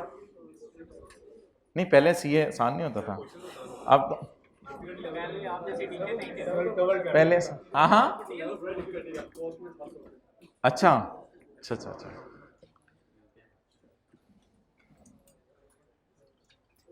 चलिए आपका एक इम्तिहान है आज,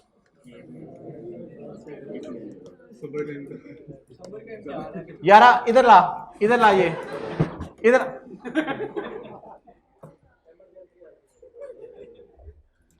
कंपनी लॉ पढ़ा हुआ। चलें आज कंपनी लॉ की कुछ चीजें पूछने लगा, वो रिकॉर्डिंग ऑन रखी, कंपनी लॉ की कुछ चीजें पूछने लगा हूं। कंपनी पब्लिक होती है, पब्लिक होती है, पब्लिक इसमें लिस्टेड भी होती हैं, अनलिस्टेड भी होती हैं ना ना ना, इधर देखें, किताबें बंद नहीं करनी, लिस्टेड भी होती हैं और कंपनी प्राइवेट भी होती हैं और कंपनी फॉरेन कंपनी भी होती हैं और कंपनी नॉन प्रॉफिट ऑर्गेनाइजेशन भी होती हैं, कंपनी नॉन प्रॉफिट ऑर्गेनाइजेशन भी होती हैं। अच्छा, एमसीक्यू का एक सवाल आता है, हमने सुना यह है कि जब बंदा इबादत कर करके थक जाए तो 2-4-6 मिनट और ज़रा नफल पढ़ ले तो सवाब ज़्यादा मिलता है। बहरहाल वो बात तो अलग है। मैं ये कह रहा हूँ कि आपका अगर मैं टेम्परामेंट आज टेस्ट करूँ लोड डाल के, तो एक आसान सा कॉन्सेप्ट है, छोटा सा, फाइनल अकाउंट में देना है भाईजान। अगस्त में दे दूँ या अभी दे दूँ? अभी दे दें। ये पता है बात, ये बात पता है? अच्छा, ये बात आपको पता है? वो इधर सवाल की तस्वीर आप खींच लीजिएगा, कोई मसला नहीं, इधर आके सवाल की तस्वीर खींच लीजिएगा, इधर अपने दोस्तों के साथ आ जाइएगा, बैठे रहिएगा असर तक। अच्छा यार, कितने अच्छे बच्चे हैं आप, अल्लाह आपका भला करे। ईद की 5 छुट्टियां ना आनी होती ना तो मैं आपको सिर्फ सैटरडे को बुलाया करता। अच्छा, तो ये मेरे सोने का टाइम होता है। देखें, आपके लिए मैंने आपके लिए नींद कुर्बान किया जब अपनी, आपका फ्यूचर बन जाए, आपका फ्यूचर बन जाए। अच्छा,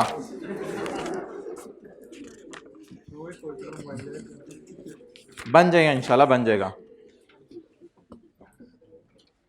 अच्छा जी, पब्लिक लिस्टेड कंपनी में कोई लार्ज कंपनी नहीं होती, पब्लिक लिस्टेड कंपनी में कोई लार्ज कंपनी नहीं होती। इसमें लार्ज साइज भी होती हैं और मीडियम साइज भी होती है। ठीक है, ये मजा आता है ऐसी बातें करने का जब बंदा रनिंग में आया हो सुबह से। प्राइवेट कंपनी में नहीं, जो मैं बताऊंगा, लार्ज साइज कंपनी भी होती है, मीडियम साइज कंपनी भी होती है और स्मॉल साइज कंपनी भी होती है। फॉरेन कंपनी में चपेट मारूंगा तुझे, इधर देख, फॉरेन कंपनी में बोले लार्ज साइज कंपनी भी होती हैं और मीडियम साइज कंपनी भी होती है। और नॉन प्रॉफिट ऑर्गेनाइजेशन में लार्ज साइज कंपनी भी होती है और मीडियम साइज कंपनी भी होती है। क्लियर हो गया? चलें जी, क्या लिस्टेड कंपनी में कोई कंपनीज की टाइप्स हैं? इसका लिस्टेड होना ही इसको आसमानों पे पहुंचा देता है। अनलिस्टेड में लार्ज और मीडियम, प्राइवेट में लार्ज और बाकी सब में लार्ज मीडियम। कपड़े नहीं लेने आए दुकान पे, लार्ज दे दें, मीडियम दे दें, स्मॉल दे दें, डबल एक्स नहीं है इधर।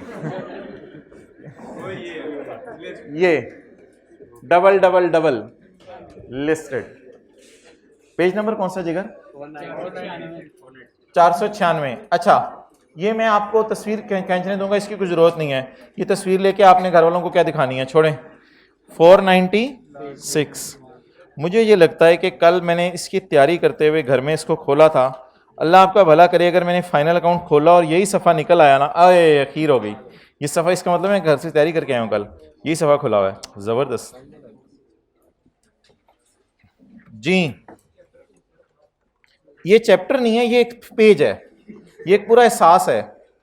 आप वेयर वर यू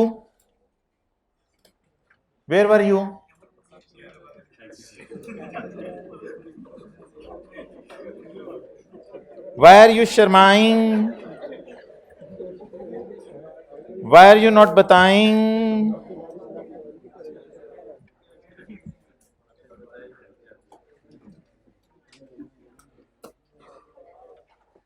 यार खीर सारे बैठे हुए हैं, मैं इतना खुश हो रहा हूँ कसम से, इतने फ्यूचर की फिक्र है। अल्लामा इकबाल इधर होते हैं ना।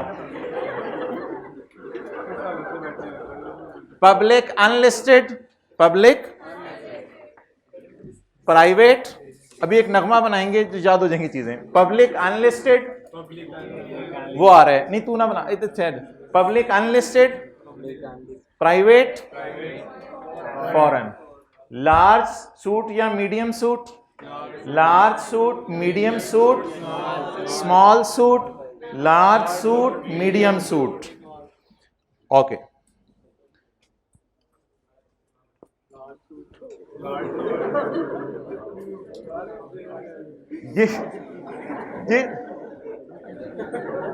जिस कंपनी का कैपिटल, जिस कंपनी का 200 या उससे ज्यादा हो, सेल 1000 मिलियन या उससे, साथ वाले बबलू को देख लें, उससे 1 बिलियन नहीं पता क्या होता है। 1 बिलियन होता है 1000 मिलियन। क्या होता है 1 बिलियन? जिसका सेल 1000 मिलियन या उससे ज्यादा, और जिसके 750 एम्प्लॉइज, वो बंदे रखे ने, तुसी जिन रखे ने 750 से, ये कंपनी क्या है? बड़ी कंपनी। ट्राई करें, बड़ी कंपनी।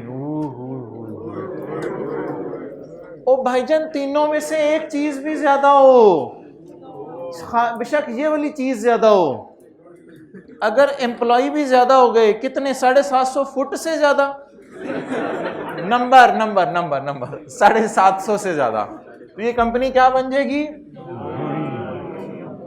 लेकिन अगर कोई कंपनी है जिसकी सेल 200 से कम है, हाँ, जिसकी सॉरी से कैपिटल 200 से कम है, या सेल 1000 मिलियन से कम, अगर 600 एम्प्लॉयज है, हाँ, छोटी कंपनी 600 एम्प्लॉयज तो नहीं, मीडियम। तो जिसके 600 एम्प्लॉयज हैं, क्या कहने कंपनी को? आपके दोस्त ने कहा यार मेरा लेवल है, मेरी 600 एम्प्लॉयज है मेरे पास, मीडियम कंपनी। मीडियम, ठीक है, बिस्ती नहीं करते, इस तरह करवाते हैं बस। अच्छा, फॉरेन कंपनी, तो मजा आ रहा है, किसी का उठने को दिल नहीं चाह रहा, दिल की बात पूछें तो मेरे। अच्छा, फॉरेन कंपनी कब लार्ज बनती है? जब सेल 1000 मिलियन से, एम्प्लॉइज नहीं, आसमानों में काम करे, एम्प्लॉइज की बेस पर डिसीजन नहीं लेना, कैपिटल भी नहीं पूछना इससे, इससे सिर्फ क्या पूछनी है? सेल। इसमें क्या ज्यादा हो? लेस हो। क्या? सेल किससे? 1000 से कम हो, 1000 से कम हो, तो क्या बन जाएगी?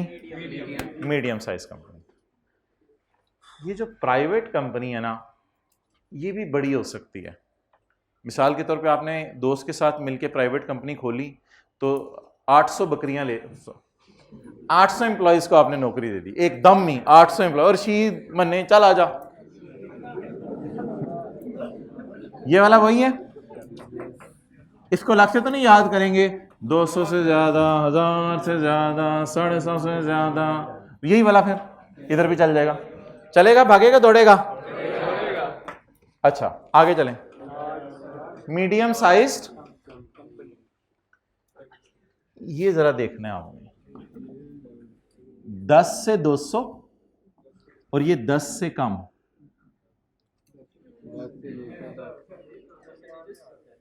100 से 1000 मिलियन, 100 से कम, 250 से 750, 250 से कम। क्लियर होगी बात? अच्छा, अब एक चीज छोटा सा जिस पे मैंने आपको फोकस करवाना है, इन तीनों के दरमियान ना एंड है, इन तीनों के दरमियान क्या है? एंड है, और इनके दरमियान भी एंड है, और इन तीनों के दरमियान क्या है? और। इसको ऐसे नहीं समझ आएगा, मैं एक मिसाल देता हूं, एक कंपनी है जिसकी, एक मिनट, सिर्फ प्राइवेट कंपनी की बात कर रहा हूं, capital 300 million, sale 900 million, employees 500।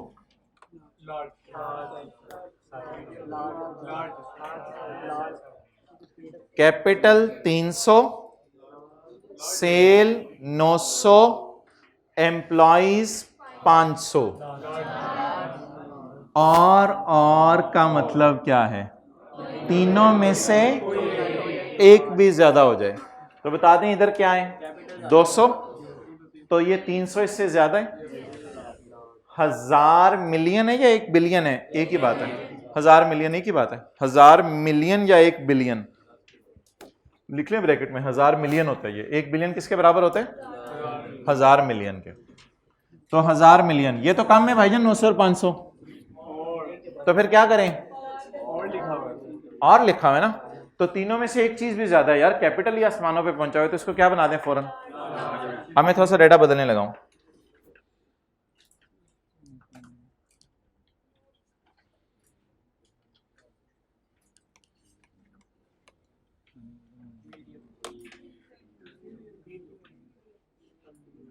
One 90, 900 और 50। पहले जरा इधर देखें।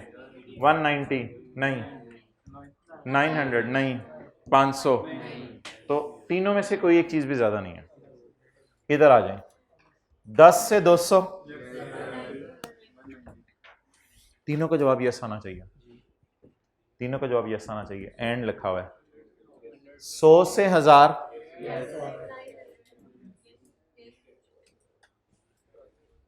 250 से 750, तीनों का जवाब क्या आ गया? यस। अगर तीनों का जवाब यस आए तो क्या बन गई? मीडियम। एक मिनट। अब अगली चीज मुझे बताएं। अगर एक कंपनी है, यहां पे ना, अगर एक कंपनी है वो कहती है कि मेरा कैपिटल है 3 मिलियन, मेरी सेल है, ये सारी प्राइवेट कंपनीज हैं, मेरी सेल है 150 मिलियन और मेरे एम्प्लॉयज हैं 120। 3, 150 नहीं। एक मिसाल मैंने आपको कल देनी है। 3, 90 और 120, तो क्या बन गई? स्मॉल। अब इन दोनों के दरमियान एक थिन लाइन है, उसकी मिसाल इंशाल्लाह मैं आपको कल दूंगा। खत्म करते हैं, बस करते हैं। हल्का फुल्का ये समझ आ गया? वैसे हल्का फुल्का अभी हमने ये कंप्लीट नहीं किया, ये इंशाल्लाह कल कंप्लीट कर लेंगे। एक मिनट, वन बाय वन। इधर कैमरा करो, इसकी तस्वीर खींचे। करेंगे इंशाल्लाह, बात करेंगे। इधर आके भी तस्वीर खींच सकते हैं। इधर लाओ।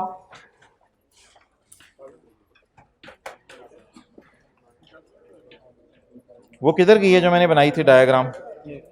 बैठो यार एक मिनट, ये तस्वीर खींचने दो इनको।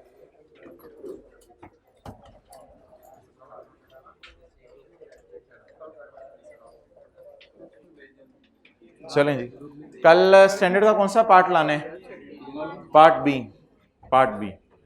बी ले आइएगा।